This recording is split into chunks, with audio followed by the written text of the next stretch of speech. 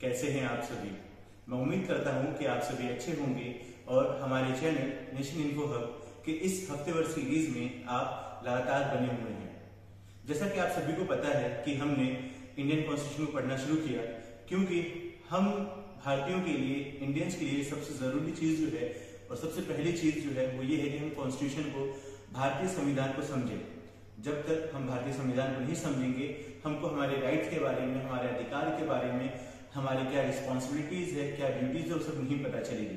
और इन्हीं सब चीजों को जानने के लिए सबसे जरूरी चीज जो है वो है कॉन्स्टिट्यूशन को पढ़ना। तो पिछले हफ्ते की वीडियो में हमने देखा था कि कैसे आर्टिकल 76 में बताया गया था अटॉर्नी जनरल फॉर इंडिया, मतलब इंडिया के अधिवक्ता कौन होंगे, जो सेंट्रल गवर्नमेंट है उसके लिए कौन रिप्रेजेंट करेगा हर जगह। अगर आपने हमारा पुराना वीडियो नहीं देखा है तो हमारे चैनल के playlist Indian law for all पर जाकर आर्टिकल 76 को भी देख सकते हैं और उसके साथ जो दूसरे आर्टिकल्स है 1 से लेकर 75 तक उसको भी आप कवर अप कर सकते हैं। तो चलिए अब हम बढ़ते हैं आगे की तरफ। अब आज की इस वीडियो में हमको समझना है कि कैसे इंडियन कॉन्स्टिट्यूशन का आर्टिकल 77 जो है वो बात करता है code of conduct for business. अब इसका क्या मतलब होता है। हम देखते हैं कि अलग अलग मुल्क हैं और वो सब मुल्क किसी न किसी तरीके से अपना कार्य चला रहा है, अपना काम कर रहा है, और उसमें सबसे बड़ी चीज जो एक आ जाती है वो है बिजनेस, व्यापार। अब व्यापार जो है कोई मुल्क कैसे करता है, तो व्यापार 2-3 तरीके से होता है। एक तो ये है कि आप अपने मुल्क के अंदरूनी हिस्से में, मतलब इनर टेरिटोरियल जो पार्ट है आपकी कंट्री का, उसके अंदर आप अपना करते हैं। इसमें हम देखते हैं कि लोग दुकान खोल के रखते हैं, लोग फैक्ट्रीज करते हैं और बहुत सारी चीजें होती हैं। ये तो हो गया छोटे लेवल पर, लेकिन अब आते हैं बड़े लेवल पर। क्या कोई मुल्क जो है, कोई कंट्री जो है वो भी अपना बिजनेस कंडक्ट करती है? अगर आपको इसको जवाब मालूम है तो आप उसका जवाब हमें नीचे कमेंट सेक्शन में लिखकर बताइए। तो चलिए आगे हम बढ़ते हैं। इंडियन कॉन्स्टिट्यूशन का आर्टिकल 76 जो बात करता है वो ये है कि mode of conduct for the business of country. अब इसमें एक जो बात है वो ये है कि व्यापार जो करना है, जो बिजनेस करना है, वो किसके नाम पे किया जाएगा। तो इंडियन कॉन्स्टिट्यूशन का सबसे पहला पार्ट जो है वो साफ साफ बोलता है कि व्यापार जो होगा, जो सेंट्रल गवर्नमेंट जो है, हमारी यूनियन ऑफ इंडिया की जो गवर्नमेंट है जो कि दिल्ली में सिचुएटेड है, वो सबसे पहले क्या करेगी, वो व्यापार किसके नाम पे करेगी, बिजनेस कंडक्ट जो करेगी तो किसके नाम पे करेगी। तो वहां पे आ जाता है आर्टिकल 76 का फर्स्ट पार्ट, वो कहता है कि प्रेसिडेंट के नाम पे सारे बिजनेस कंडक्ट किया जाएगा। इंडियन कॉन्स्टिट्यूशन का आर्टिकल 77 का फर्स्ट पार्ट जो है तो इसमें ये बात बोला गया है साफ साफ कि जितने भी एक्शन, जो भी लॉज और जो भी पॉलिसीज इनेक्ट की जाएगी वो किया जाएगा प्रेसिडेंट के नाम पे, मतलब कि राष्ट्रपति के नाम पे ही सारा बिल जो है वो निकाला जाएगा। राष्ट्रपति जो है, जो प्रेसिडेंट है इंडिया का, वो है हेड, और एग्जीक्यूटिव हेड होने की वजह से उसी के नाम पर सारी चीजें आती हैं। अब उसके आगे जब हम बढ़ते हैं तो इंडियन कॉन्स्टिट्यूशन का आर्टिकल 77 का दूसरा पार्ट जो है वो बोलता है कि फर्दरेंस ऑफ बिजनेस, कि कोड ऑफ कंडक्ट जो होगा बिजनेस का वो कैसे किया जाएगा। इसमें बताया गया है कि जब भी आपकी किसी के साथ ट्रीटीज होंगी या किसी दूसरे मुल्क के साथ आप बिजनेस करना चाहते हैं तो वो प्रेसिडेंट के नाम पर ही होगा। आर्टिकल 77 का आगे जो कुछ पार्ट है वो यही कहता है कि कोई भी बिल, एक्ट जब तक नहीं बन सकता है जब तक कि उस पर प्रेसिडेंट के एसेंट नहीं मिल जाए। मतलब कि जब तक राष्ट्रपति जो है देश का वो अपना साइन नहीं कर दे, अपनी मंजूरी नहीं दे, तब तक कोई भी बिल ही रहता है। जैसे ही प्रेसिडेंट अपना साइन कर देते हैं, मंजूरी दे देते हैं, वो बिल एक्ट के तौर पे तब्दील हो जाता है और फिर ये सारे एग्जीक्यूटिव्स जो है हमारे देश के, उनके पास भेजा जाता है कि आप जो एक्ट आया है उसको आप लागू कीजिए हर जगह पर।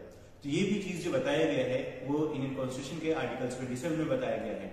उसके बाद एक बहुत ही जरूरी चीज जो हम लोग को समझना है वो ये है कि कैसे 1961 में एक बहुत ही कॉम्प्रिहेंसिव एक्ट आया जिसका नाम है the government of India allocation of business rules. ये 1961 में लाया गया और इसमें साफ साफ तौर पर बताया गया कि जो भी बिजनेस कंडक्ट किया जाएगा, जिस भी तरीके से बिजनेस कंडक्ट किया जाएगा, वो भले ही देश के अंदर हो या देश के बाहर हो, तो उसमें सबसे बड़ी चीज जो है जिसका ध्यान दिया जाएगा वो ये है कि वहां पे जो भी डिसीजन लिया जाएगा वो प्रेसिडेंट के तौर पे लिया जाएगा, प्रेसिडेंट के नाम पे लिया जाएगा, ना कि प्रधानमंत्री के, ना कि लीडर ऑफ अपोजिशन के, या ना किसी और के जरिए से। अब यहीं पर जब हम राष्ट्रपति के बाद हमने प्रधानमंत्री और लीडर ऑफ अपोजिशन की बात करी है, तो आर्टिकल 77 में एक चीज और बाज़ाब्ते मेंशन है, साफ साफ बोला गया है, वो ये है कि प्रेसिडेंट के पास पावर्स हैं कि वो साइन करेंगे, वो किसी और चीज के लिए एडवाइस मांगेंगे, ये सब पावर है उनके पास। लेकिन वहां पर एक चीज की उनके ऊपर लिमिटेशन भी दी गई है कि जब भी कोई इलेक्शन हो रहा है और किसी नए प्रधानमंत्री को बनना है, तो वहां पर जो मेजोरिटी पार्टी है उनको वो इन्वाइट करते हैं। तो ये जिम्मेदारी भी आ जाती है प्रेसिडेंट के ऊपर। अब बिजनेस कंडक्ट करने के लिए हम सभी को मालूम है कि कैसे हमारे देश में 3 लिस्ट है, एक सेंट्रल लिस्ट है, एक स्टेट लिस्ट है और एक कंकरेंट लिस्ट है। अब इससे क्या मुराद है इन लिस्ट से? तो इन लिस्ट में जैसे कि फर्स्ट लिस्ट जो है सेंट्रल लिस्ट, उसमें 89 चीजें हैं जो बताया गया है कि उसके ऊपर सिर्फ रूल्स कौन बना सकता है, तो वो है सेंट्रल गवर्नमेंट। दूसरी चीज जो है जो स्टेट के लिए, वो स्टेट की जिम्मेदारियां हैं, उसमें स्टेट के बारे में बताया गया कि स्टेट इन चीजों के ऊपर अपने रूल्स और रेगुलेशन बना सकता है। और तीसरा एक ऐसा एरिया है जिसको हम कहते हैं कि वहां पे बराबरी से दोनों जो है सेंट्रल और स्टेट वो दोनों काम कर सकते हैं। लेकिन उसी तीसरे लिस्ट में अगर सेंट्रल गवर्नमेंट ने अपना बिल बना लेके आई है, अपना एक्ट बना दिया है, तो उसको ज्यादा अहमियत दी जाएगी, इंपॉर्टेंस जो है वो सेंट्रल लिस्ट की बढ़ जाती है। अब सबसे पहले हम बात जानते हैं कि जैसे बिजनेस ट्रांजिशन होता है, तो हमारे मुल्क की जो मिलिट्री फोर्सेज है, भले वो एयरफोर्स हो, नेवी हो या आर्मी हो, इन सब की जो जिम्मेदारियां हैं, जो भी बिजनेस है, जैसे बंदूक खरीदना है, असला बारूद खरीदना है या कुछ भी खरीदना है, तो ये कौन करता है? तो डिफेंस वाला पार्ट जो है वो आता है लिस्ट 1 में, और इसके हिसाब से सेंट्रल गवर्नमेंट ही सारा ट्रांजैक्शन, सारा बिजनेस जो है किसी भी दूसरे देश के साथ अगर करती है, ट्रीटीज हो या कुछ भी हो, तो वो इसी के जरिए से होता है। अब हम स्टेट का एक एग्जांपल ले लेते हैं।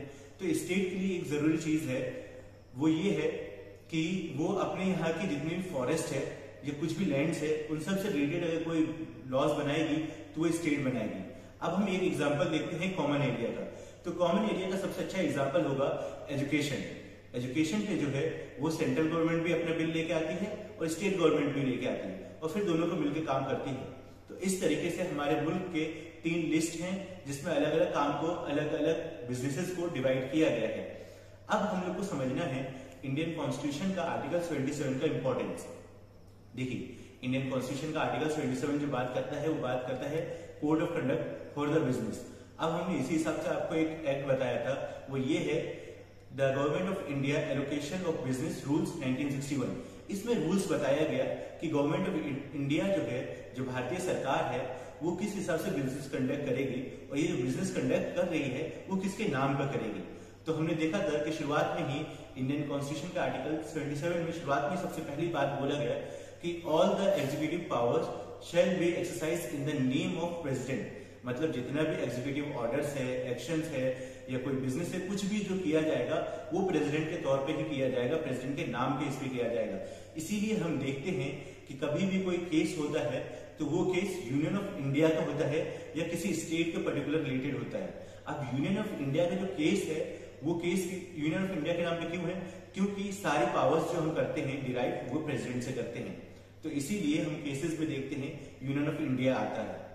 तो ये था इंडियन कॉन्स्टिट्यूशन का आर्टिकल 77, जिसमें साफ साफ तौर पर जाहिर बता दिया गया कि जितनी भी इंपॉर्टेंस है, जो भी एग्जीक्यूटिव ऑर्डर्स है, एक्शंस है या बिजनेस कंडक्ट किया जाएगा, वो है प्रेसिडेंट के नाम पर। अब प्रेसिडेंट के नाम पर क्यों? क्योंकि प्रेसिडेंट जो है हेड ऑफ स्टेट है, फर्स्ट पर्सन के तौर पर देखा जाता है, और वहीं से प्रेसिडेंट के पास ही सारी पावर्स डिराइव होती है। इवन हम जो देखते हैं प्रधानमंत्री सारे जो डिसीजंस ले रहे हैं वो इसी नाम पे ले रहे हैं कि हम प्रेसिडेंट को एडवाइस करेंगे ये काम करने के लिए।